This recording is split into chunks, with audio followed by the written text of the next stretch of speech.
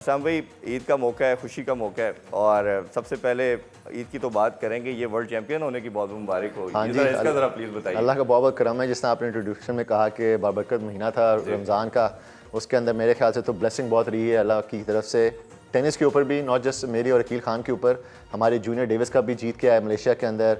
हमारा लड़का भी मिकाइल अली बेक श्रीलंका के अंदर 2 बैक टू बैक फाइनल्स खेला है। माशाल्लाह। हमारी एक तला वहीद प्लेयर हैं वेटरन, उन्होंने वर्ल्ड रिकॉर्ड कायम किया है मोस्ट सक्सेसिव सर्व्स का एक मिनट के अंदर। और ऑन टॉप ऑफ दैट मैं और अकील खान अल्हम्दुलिल्लाह से अपने आप को वर्ल्ड चैंपियंस कह सकते हैं। टर्की के अंदर मुनावरत में गोल्ड मेडल लेके आए पाकिस्तान के लिए।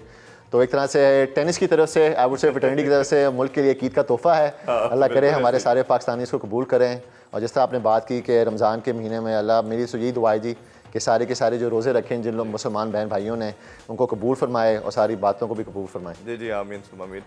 ये अनफॉर्चुनेटली हम स्पोर्ट्स के वाले से तो ज़्यादा डिस्कशन करेंगे कि अब किसी तरफ से खुशी की खबर नहीं आती।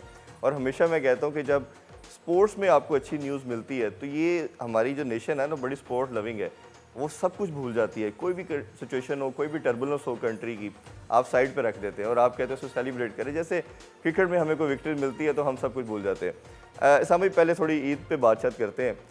ईद बड़ा ही खूबसूरत एक ऐसा मुसलमानों के लिए फेस्टिवल है जिसे सब सेलिब्रेट भी करते हैं और ख़ास तौर पे ईद उल फितर को थोड़ा ज़्यादा किया जाता है। तो थोड़ा सा बताइए क्या डिफरेंस है बचपन की ईद में और अभी आप फादर के तौर पे आप लेके चल रहे हैं, तो कैसे ये सारा हमें सबसे आई थिंक जो मेजर बचपन की बात होगी तो यही होता था कि वेट करते थे ईदी मिलनी है।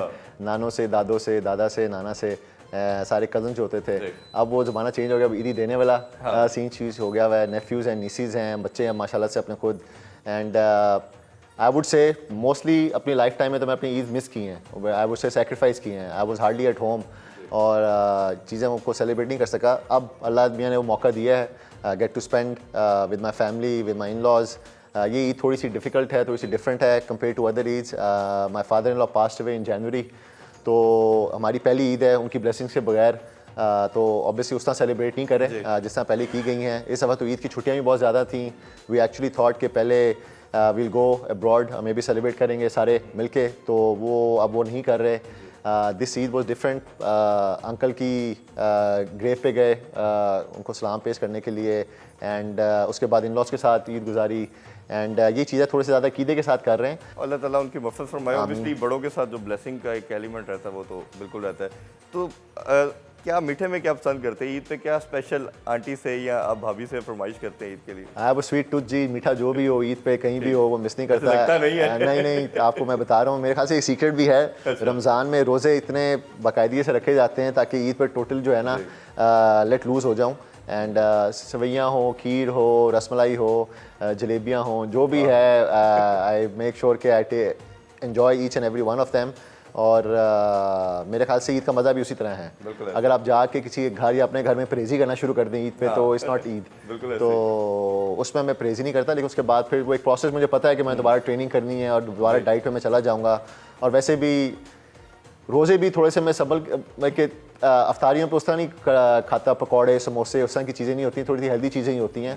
तो आई फील लाइक कि एक तरह से मैं डिज़र्व करता हूँ ईद के ऊपर जो है ना सारा मीठा खाना। बिल्कुल। अच्छा, ये हमेशा मैं कहता हूँ आप लोग एक रोल मॉडल के तौर पे होते हैं। हर चीज़ में आने वाली जो जनरेशन है वो आप लोगों को फॉलो करती है। थोड़ा सा ये बताइए कि जब आप डिफरेंट रिलेशन के हवाले से मैं जानना चाह रहा हूँ, एज ए सन हम सब ने देखा आप हमेशा अपने पेरेंट्स का जिक्र करते रहे और ख़ास तौर पे जिस तरह स्पोर्टिंग फैमिली थी, आपकी मदर पाकिस्तान की चैम्पियन रही, आपके ग्रैंडफादर रहे, तो वो एक आपके लिए बड़ा मोटिवेटेड किस्म का था। अब बच्चों के साथ एक वैसे एज ए फादरहुड के तौर पे लेके चलना, ये थोड़ा सा बताइए कि किस तरह ये फैमिली ओरिएंटेड बनना एक स्पोर्ट्समैन के लिए ज़रूरी है, रिलेशन की खास तौर में सेंसिटिविटी के बारे में। देखें, जब मैं माशाल्लाह से खुद से फादर हूँ, every day I feel like जो सेक्रीफाइसेस मेरे पेरेंट्स ने किए मेरे लिए और अभी भी जो कर रहे हैं, आई डोंट थिंक अभी right now I have that capacity to do it for my children. तो अल्लाह करे मुझे उतनी हिम्मत दे अल्लाह, और सलाहियत भी दे और दिमाग भी दे और पेशेंस भी दे प्रॉब्ली, और जिगर भी दे कि जो सेक्रीफाइसेस मेरे पेरेंट्स ने किए मेरे लिए वो मैं अपने बच्चों के लिए कर सकूं। अभी तो ऐसा होता है कि मैं अपने बेटे को अपनी नज़र से दूर एक मिनट के नहीं रख सकता ना। और माय पेरेंट्स मेरे ख्याल से बहुत सेक्रीफाइस की, मुझे मुल्क से बाहर भेजा ट्रेनिंग के लिए वन आई वाज 16-17। वो ट्रस्ट किया मेरे ऊपर और जो सारी सेक्रीफाइसेस की फाइनेंशियल भी वो चीज़ें जो है ना, अब being a father I understand कितनी टफ होंगी। जी बिल्कुल ऐसे। And it's not easy. Obviously मेरे ग्रैंडफादर थे, पाकिस्तान ऑल इंडिया नंबर 1 थे बिफोर पार्टीशन, ख्वाजा इफ्तिखार अहमद। उसके बाद मेरी अम्मी जो हैं नेशनल शायद नंबर वो 1 बनी। पहले इंडिया की तरफ से भी खेले और पाकिस्तान बिल्कुल की जी, तरफ से he is the only player ever in history पूरी दुनिया की कि पाकिस्तान नंबर 1 भी रह चुके हैं और इंडिया नंबर 1 भी रह चुके हुए हैं। And he has played Davis cup for India and he has played Davis cup for Pakistan. तो मैं तो ये कहता हूँ, बड़े फ़ख्र से कहता हूँ कि कायद आज़म ने जिस तरह हमें पाकिस्तान दिया, इलामा इकबाल साहब ने हमें, रहमतुल्लाह अलैह ने हमें ख्वाब दिया, हाँ। तो टेनिस जो है मेरे नाना ने पाकिस्तान को पाकिस्तान को दी दिया, है, जी। क्योंकि he was the first national champion of Pakistan. सूरत किस्म का आपका, जैसे आपका और आपकी मदर का गिनीज बुक रिकॉर्ड में भी नाम है कि दोनों ने सेम वीक में पाकिस्तान को रिप्रेजेंट किया, वो भी अगर आप शेयर करें। हाँ जी, अल्लाह के फजल करम से वो अभी तक वो रिकॉर्ड कायम है, और मेरे ख्याल से वो रिकॉर्ड तो मेरी अम्मी की वजह से ही है, उनकी विल पावर की वजह से। एंड अम्मी थाईलैंड में फेड कप खेल रही थी, जो कि फीमेल वर्जन है ऑफ डेविस कप। अच्छा। और मैं उज़्बेकिस्तान के अंदर पाकिस्तान के लिए डेविस कप खेल रहा था। तो इट्स द ओनली टाइम कोई भी पेरेंट या जो चाइल्ड है वो एक ही वीक में, एक ही साल में मुल्क को रिप्रेजेंट कर रहा है। डिफरेंट ईयर्स में किए हुए हैं, लेकिन at the same week in the same year कभी भी नहीं हुआ। और वो अल्लाह के फजल करम से अभी भी वो रिकॉर्ड जो है वो कायम है। और वो ऑब्वियसली वो क्रेडिट तो मैं अपनी अम्मी को दूंगा कि काफ़ी लेटर एजेस तक वो खेलती रही, माशाल्लाह से अपने आप को फिट रखा और पाकिस्तान को बहुत देर तक वो जो है ना प्रेजेंट करती रही हैं इंटरनेशनल स्टेज के ऊपर।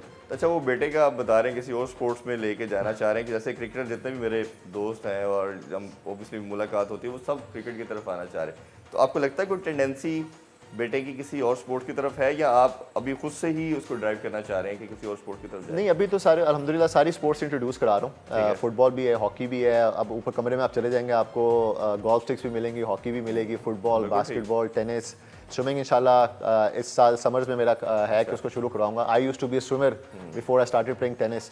तो आई थिंक यंगर एज में वाइल देयर 6, 7, 8, 9 तक आपको सारी गेम्स को इंट्रोड्यूस कराना चाहिए। पहले होता भी ऐसे था, बिल्कुल हमारे टाइम में हम सब ऐसे ही खेलते थे। ये बस सोशल मीडिया ने आके जी बहुत काम चेंज कर दिया। हमारा तो बचपन इस तरह ही गुजरा है, ग्राउंड में गुजरा है, सड़कों पे गुजरा है, स्कूल में भी यही था। इसमें आपकी ज़रूर मैं ये ओपिनियन भी चाहूँगा, लोग भी जानना चाहेंगे। एक एरा था जिसमें बच्चा या स्टूडियस होता था, पढ़ाई में बहुत अच्छा, या इधर वे अब वो स्पोर्ट्स में बहुत अच्छा होता था। ऐसे ही है। सेंटर में कोई चीज़ हमें नज़र नहीं आती थी, बहुत रेयर होता था कि बच्चा दोनों में अच्छा है। ये जो अब एक सोशल मीडिया और ये जो माइंडसेट, टैबलेट और फ़ोन, इनकी वजह से जो एक जनरेशन है वो ग्राउंड से दूर हो गई है, इसका कितना नुकसान देख रहे हैं आप? भाई नुकसान है अगर आप उसको गलत यूज़ करते हैं ना, अगर ओवर यूज़ करते हैं। I think there has to be check and balance in everything. I really believe that. I think अभी भी जब 3, 4, 5 साल के बच्चे हैं, I would recommend request parents कि उनको किसी स्पोर्ट्स के अंदर ज़रूर डालें। हफ्ते में 2-3 स्पोर्ट्स करें, 1-2 घंटे के लिए स्विमिंग कर लें, या किसी दिन क्रिकेट चले जाएँ, एक दिन हॉकी चले जाएँ, फुटबॉल खेल लें। उस तरह एंगेज रखें उनको, क्योंकि टैबलेट्स भी आपके माइंड को इतना वो चार्ज कर देती हैं। You need to let loose of the energy, जो सारी चीज़ें हैं। एंड मैं जब घर पे होता हूँ, मेक श्योर कि बेटे के साथ मैं घंटा 2 घंटा खेलूँ, उसको इतना एग्जॉस्ट कर दूँ कि नॉर्मली जब वो बेड टाइम पे होता है तो उसको होता है कि मैं सोना है। एंड अभी डे एंड एज ऐसे आ गया कि आप फोन्स के बगैर रह भी नहीं सकते, और आप टैबलेट्स के बगैर रह भी नहीं सकते।